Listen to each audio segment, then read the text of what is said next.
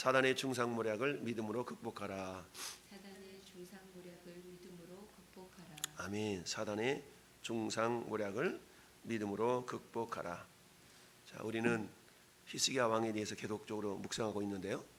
히스기야 왕이 하나님 보실 때에 정직히 행했다, 다윗의 길로 행했다. 이거는 아주 지극한 칭찬이거든요. 그래서 우리의 신앙이 그 다윗 왕 시대 때에 우리 하나님께서 다윗 왕의 그 다윗 왕을 굉장히 마음에 들어했던 그런 모습이지 않습니까?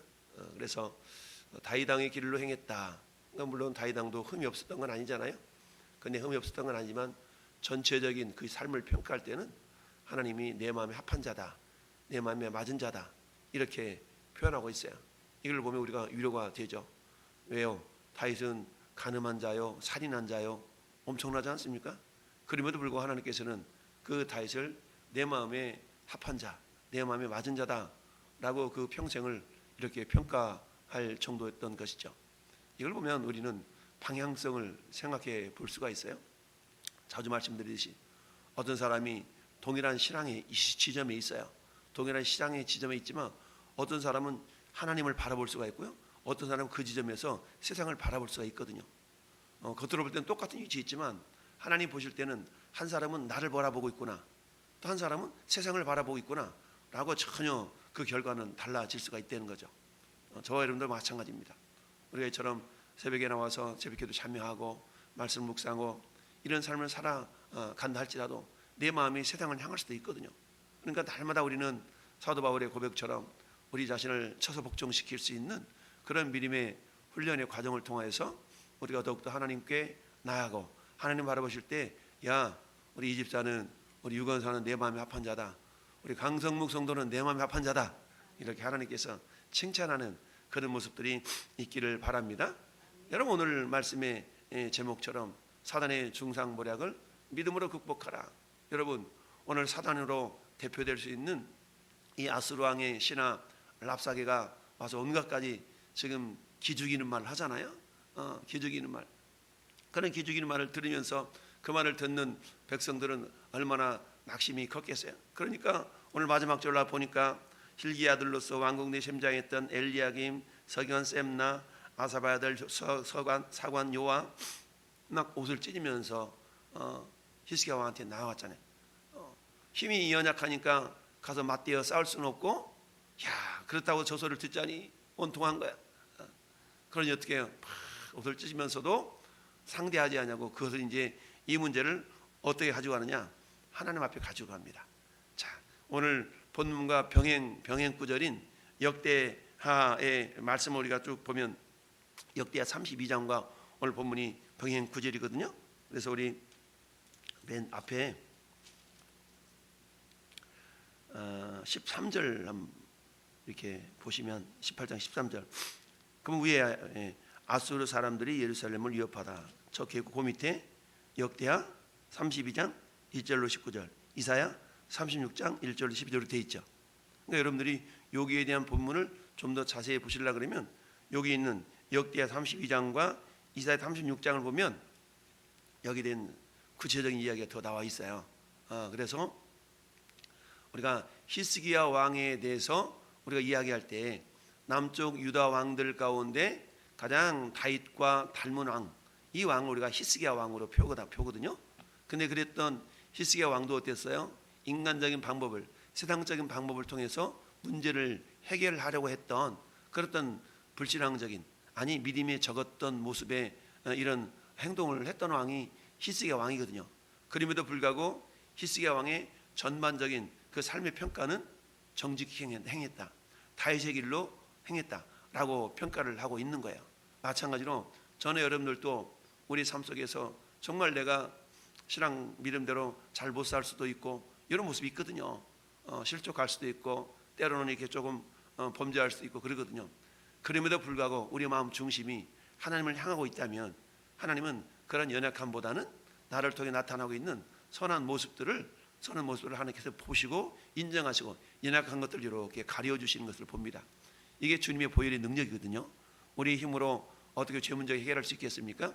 그렇지만 이미 주님께서는 십자가에서 우리 모든 죄를 다 담당하시고 다 이루었다. 주님의 피는 모든 죄, 영원한 속죄, 이 두 가지 능력이 있잖아요. 한번 따라해 볼까요? 모든 죄, 영원한 속죄. 그렇죠.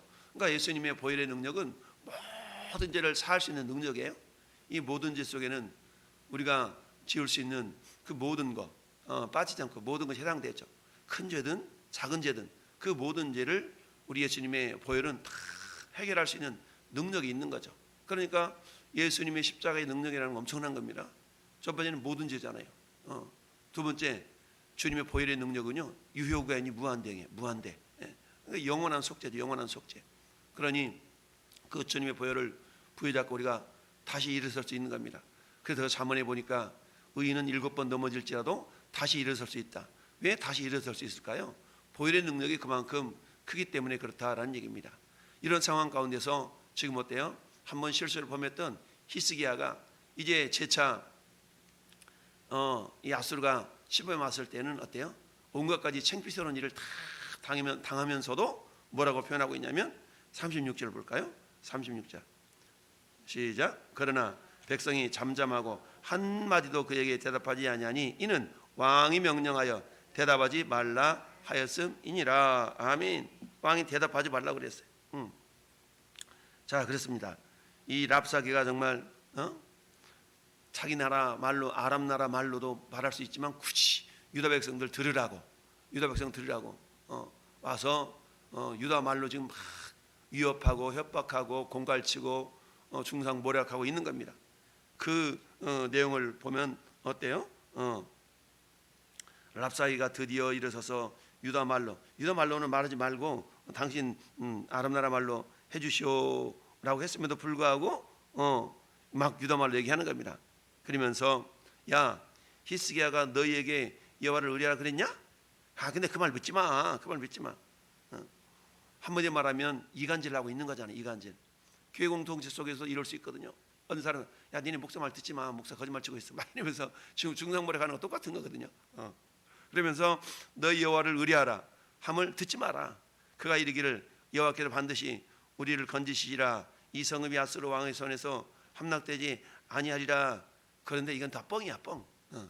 이렇게 지금 막 중상모략하고 있는 겁니다. 너희는 히스기야 말을 듣지 말라. 아수르 왕의 말씀이 너희는 내게 항복하고 내게로 나오라. 그리하고 너희는 각각 그의 포도와 무화과를 먹고 또한 각각 자기 우물의 물을 마시리라. 여러분 한때 문재인 정부 때 5년 동안 저 휴전선에서 그 대북 방송이 사라졌었잖아요. 무슨 뭐 9.19 협의해가지고 그랬는데 다시 이게 좀 거의 뭐 파기가 된 상태인데 그러면 거기서 가장 북한들이 영향받는 게 두 가지예요. 북한 사람들이 동의하는 게 두 가지인데 첫 번째는 전단, 대북 전단. 그것 때문에 가장 북한 사람들이 요동하는 것이 두려웠어요. 그러니까 김정일 동생이 누구지? 여자애.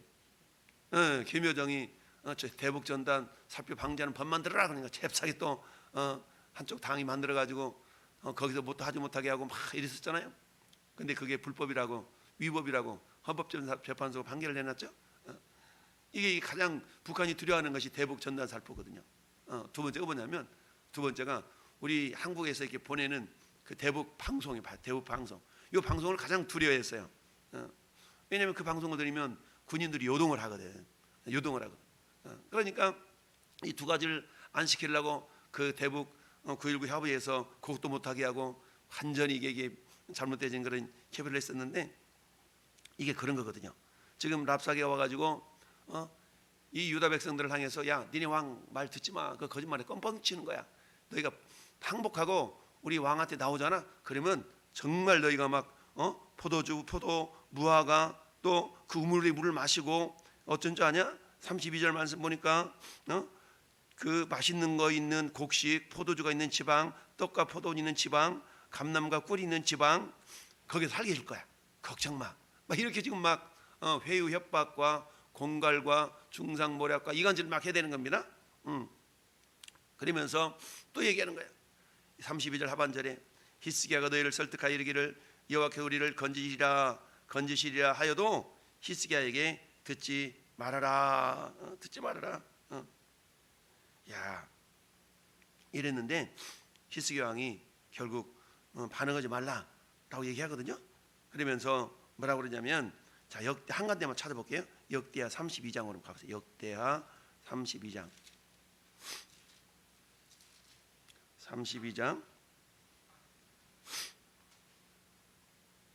자, 5절, 6절, 7절, 3절만 한번 읽어봅시다. 시작. 히스기야가 힘을 내어 무너진 모든 성벽을 보수하되 왕대까지 높이 쌓고 또 외성을 쌓고 다윗 성의 밀로를 견고하게 하고 무기와 방패를 많이 만들고 군대 지휘관들을 세워 백성을 거느리게 하고 성문 광장에서 자기 앞에 무리를 모으고 말로 이루어 이르되 너희는 마음을 강하게 하며 담대히 하고 아수르 왕과 그를 따르는 온 무리를 말미암아 두려워하지 말며 놀라지 말라. 우리와 함께 하시는 이는 그와 함께 하신 이보다 크지다. 할렐루야. 그와 함께 하신 자는, 함께하는 자는 육신이 팔이지만 우리와 함께 하시는 이는 우리 하나님 여호와시라. 반드시 우리를 도우시고 우리를 대신하여 싸우시리라. 할렐루야. 이 히스기야 왕의 말로 백성들이 안심했어요. 할렐루야. 그 내용은 없지만 지금 왜 지금 백성들이 반응을 보이지 않았냐면 이러한 히스기야 왕의 말을 듣고 지금 안심하고 있는 겁니다. 그렇습니다. 참 정말 이 속지 말라 막 베르벨 소리를 다 하지만 결국 어때요? 이 사단의 이런 중상모략을 이길 수 있는 방법, 그게 두 가지를 생각해 볼 수가 있는데요. 첫 번째는 이 불화살을 믿음의 방패로 막아야 된다. 우리 에베소 6장 12절 보면 믿음의 방패에 대한 얘기가 나오죠. 우리의 시험은 혈과 육을 상대한 것이 아니요, 우리가 눈에 보이는 대상만을 대상으로 해서 싸우면 안 된다는 얘기죠. 그 배후의 역사는 사단의 세력을 볼 수 있어야 된다는 얘기예요. 그 사단의 세력은 영적인 존재이기 때문에 우리는 영적인 무기를 가지고 이겨야 된다. 그 영적인 무기는 방어적인 무기가 있고 공격적인 무기가 있죠. 믿음의 방패를 가지라, 구원의 투구를 써라, 의의 흉배를 가져라, 복음으로 예비한 신발을 신으라. 이런 것도 전부 다 방어적인 무기거든요. 근데 마지막 공격적인 무기가 있죠. 말씀의 검, 곧 하나님의 말씀을 가지라. 성령의 검, 곧 하나님의 말씀을 가지라. 공격할 수 있는 무기인데 그건 말씀이에요. 우리 이걸 어디서 볼 수 있습니까? 예수님이 광야 40일 금식하신 이후에 마귀의 공격을 받았을 때, 마귀의 유혹을 받았을 때 예수님이 물리쳐 이긴 것은 다른 게 아니죠. 말씀으로 물리쳐 이기셨다는 사실. 우리도 역시 마찬가지입니다. 사단은 때로는 우리 연약함 때문에 중상모략하고 이간질하고 우리를 참소하고 막 이럴 수 있거든요. 때로는 우리가 범죄한 것 때문에 사단의 참소가 들어올 때 우리가 할 수 있는 게 뭡니까? 따라합시다. 그렇다 어쩔래? 그러나 그 죄마저도 예수님의 보혈로 사함받았다. 이렇게 주님의 보혈을 주장하면 사단이 이렇게 할 말을 잊어버릴 수가 있다는 얘기입니다. 지금 이런 아수르 왕의 이협 속에서도 히스기야 왕이 백성들을 불러놓고 안심시키는, 그랬더니 백성들이 안심했더라. 우리와 함께 하신 이가 저들보다 더 크다. 저들은 육신이 팔이지만 우리 함께 하신 이는 여호와 하나님이시다. 얼마나 멋진 말이에요. 그러니까 한때 인간적인 방법으로, 세상적인 방법으로 문제를 해결하고 했지만 문제가 해결되지 않고 오히려 더 큰 창피를 당하고 있는 이 히스기야 왕이었어요. 그래서 어때요? 내가 잘못했다, 큰 실수했거나 큰일 났네 이거, 이러고 낙심하고 절망하고 멈춰버렸더라면 아수르 왕에 의해서 아마 정복당하고 말았을 겁니다. 그렇지만 어때요? 한때의 실수를 다시 되새기지 않고, 그래 이제는 내가 하나님만을 의지하리라 라고 하면서 하나님만을 의지하는 모습을 우리가 볼 수가 있습니다. 그래서 첫 번째는 이처럼 사단의 어떤 유혹, 이런 중상모략, 이것을 믿음의 방패로 우리가 이겨낼 수 있어야 된다라는 얘기입니다. 두 번째는 뭐냐? 반응하지 않는 겁니다. 반응하지 않으면 재풀에 꺾인다는 말이 있죠. 그러니까 우리는 옆에서 누가 정말 옆에서 승질 긁을 거야? 막 이러잖아요. 승질 긁어. 그래가지고 확 와락하면 우리 지는 거야. 그럴 때는 어떻게 해요? 그냥 잠잠하게 침묵을 지키고 반응하지 않는 겁니다. 평택리에서 전도하다 보면 베르발 사람이 다 있거든요.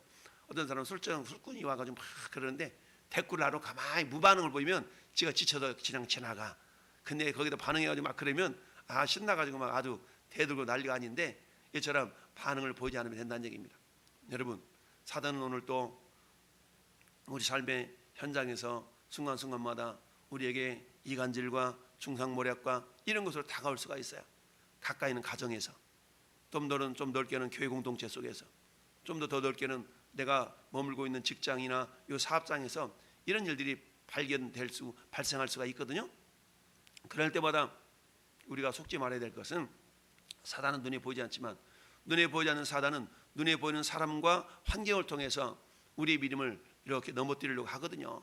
그러니까 근신하라 깨어라, 너희 대적마귀가 우는 사자와 같이 돌아다니며 삼킬 자를 찾으려고 그러는데 하나님이 전신갑주를 입어라.